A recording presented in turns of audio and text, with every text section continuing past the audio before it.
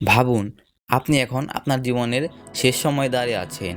আপনার সামনে আপনার কাটানো সময়গুলোর হিসাব রাখা হলো এবং সেখানে দেখা গেল আপনি আপনার জীবনের প্রায় ১০ বছর কাটিয়ে দিয়েছেন শুধু স্ক্রলিং করেই। সকাল থেকে রাত আমরা ফোন চালাচ্ছি না, ফোন আমাদেরকে গিলে খাচ্ছে। আপনার অজান্তেই আপনার ফোকাস, আপনার ক্যারিয়ার, এমনকি আপনার রাতের ঘুমটাও এখন একটা অ্যালগরিদমের পকেটে। আমরা গত ভিডিওতে জেনেছিলাম কিভাবে মোবাইল ফোন আমাদের জীবনকে ধ্বংস করে ফেলছে। যদি আপনি তা না দেখেন তাহলে আমার চ্যানেলে গিয়ে দেখতে পারেন। আজকের ভিডিও একটি রিয়েলিটি চেক ভিডিও হবে। আমরা জানব কিভাবে আপনার অজান্তেই আপনার মোবাইল ফোন আপনার ব্রেইন হ্যাক করেছে এবং ঠিক কোন প্র্যাকটিক্যাল উপায়ে তা আবার রিসেট করতে পারবেন। চলুন শুরু করা যাক। বর্তমানে আমরা প্রায় সবাই একটি গোলকধাঁধায় আটকে আছি। যখনই আমাদের ফোনে একটি নোটিফিকেশন, লাইক বা আমরা কোনো শর্টস ভিডিও স্ক্রল করি, তখন আমাদের ব্রেনে ডোপামিন নামক এক হরমোন নিঃসরণ হয়, যা আমাদেরকে সাময়িক আনন্দ দেয়।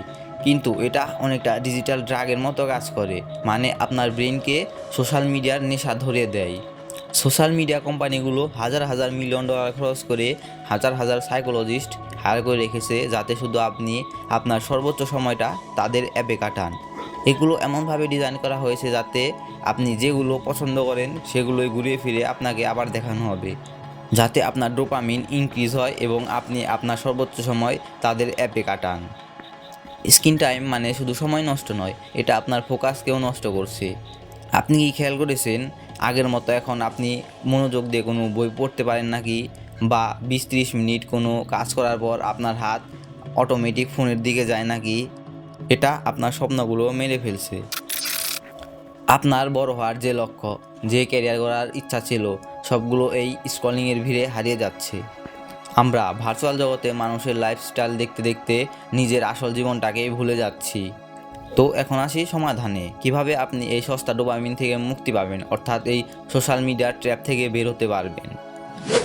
আমি আপনাকে মোট 4টি স্টেপে বোঝাবো এবং প্রথম স্টেপের কতগুলো পয়েন্ট আকারে থাকবে। চলুন শুরু করা যাক। Step 1 number 1, grey scale mode. প্রথমে আপনি আপনার মোবাইল সেটিংয়ে যান এবং সেখানে গিয়ে সার্চ করেন গ্রে স্কেল মোড। পরে সেটাকে অন করে দিন। এর ফলে আপনার মোবাইলের ডিসপ্লে সাদা কালো হয়ে যাবে। আপনি যখন সোশ্যাল মিডিয়া চালাবেন বা স্ক্রলিং করবেন, তখন এই মোডটি চালু করে চালাবেন। অযথা স্ক্রলিং করা ভালো নয়, তাও এই মোডটি করে চালালে আপনার ডোপামিন হালকা ডিটক্স হবে। আমাদের সবার ফোনেই গ্রে স্কেল মোড আছে, যা এক এক ডিভাইসে এক এক নামে পরিচিত। আপনি আপনার ডিভাইস অনুযায়ী ইউটিউব বা গুগল থেকে দেখে নিতে পারেন গ্রে স্কেল মোডটা কী নামে আছে। Number 2, notification filter. প্রয়োজনীয় অ্যাপ ছাড়া সকল অ্যাপের নোটিফিকেশন অফ করে রাখবেন। এতে আপনার ডিস্ট্র্যাকশন কমবে।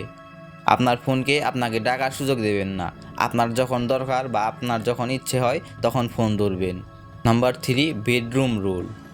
ঘুমানোর 1 থেকে 2 ঘন্টা আগে আপনার ফোনটি অন্য রুমে রাখবেন বা এমন কোনো জায়গায় রাখবেন যেখানে আপনি ফোনটি দেখতে পারবেন না। আর আপনার যদি সকালে ঘুম থেকে উঠতে অ্যালার্মের প্রয়োজন হয়, তাহলে একটি অ্যালার্ম ঘড়ি কিনে নেওয়া বেটার হবে। স্টেপ 2, এখন আপনার ব্রেনকে রিসেট করতে হবে। সপ্তাহে 1 দিন বা দিনে অন্তত 3 ঘন্টা নো ফোন জোন, অর্থাৎ ফোন ছাড়া কাটাতে হবে। প্রথম প্রথম আপনার খুব অস্থির লাগবে, মনে হবে আপনি পৃথিবী থেকে বিচ্ছিন্ন হয়ে গেছেন। এটাকে বলা হয় উইথড্রয়াল স্টর্ম। আর তখন থেকেই আসল গেম শুরু হবে। আপনার মন চাইবে শুধু 5 মিনিটের জন্য ফোন দেখি। এখানেই সবাই হেরে যায়। আপনাকে এই কাজ একদমই করা যাবে না।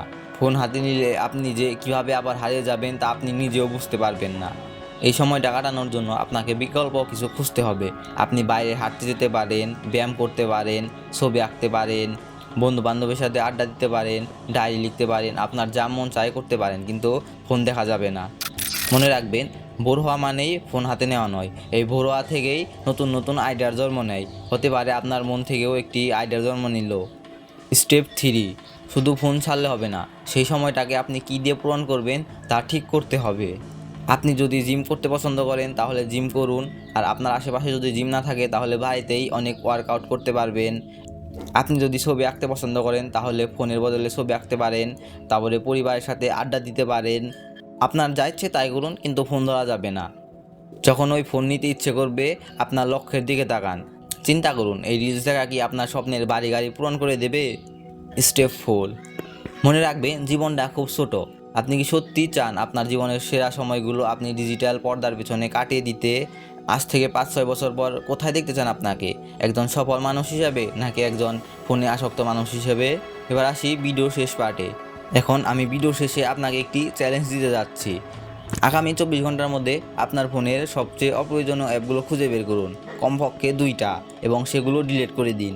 আপনি যদি চ্যালেঞ্জটি নিতে চান তাহলে কমেন্টে লিখুন চ্যালেঞ্জ অ্যাকসেপ্টেড। আমি দেখতে চাই কতজন এই চ্যালেঞ্জটি অ্যাকসেপ্ট করতে পারে। আর ভিডিওটি ভালো লাগলে এমন কারোর সাথে শেয়ার করতে পারেন যে নাকি সারাদিন ফোনে আসক্ত। আজকের ভিডিও এ পর্যন্তই, দেখা হচ্ছে পরবর্তী ভিডিওতে। আর চ্যানেলে নতুন হলে চ্যানেলটি সাবস্ক্রাইব করে রাখুন, আমরা একসাথে বদলাবো।